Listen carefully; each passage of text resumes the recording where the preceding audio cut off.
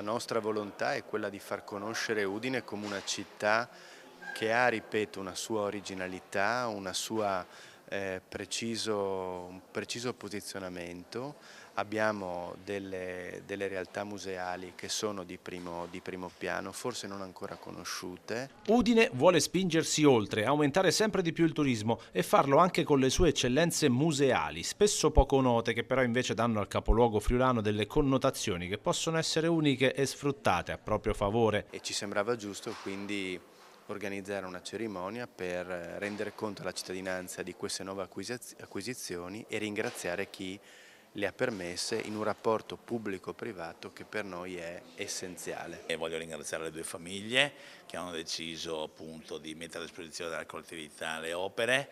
È un momento in più per arricchire le nostre collezioni e noi siamo consapevoli che l'attrazione turistica verso la città è fondata in gran parte sulle operazioni culturali e aggiungo anche le enogastronomiche. Per questo è importante la donazione di 6 nuove opere ai civici musei da parte di 2 famiglie udinesi, Politi e Percotto, per approfondire la conoscenza di artisti come Pellegrino da San Daniele, Odorico Politi e Alessandro Filipponi. Sono contento perché servirà per incrementare il patrimonio museale che abbiamo.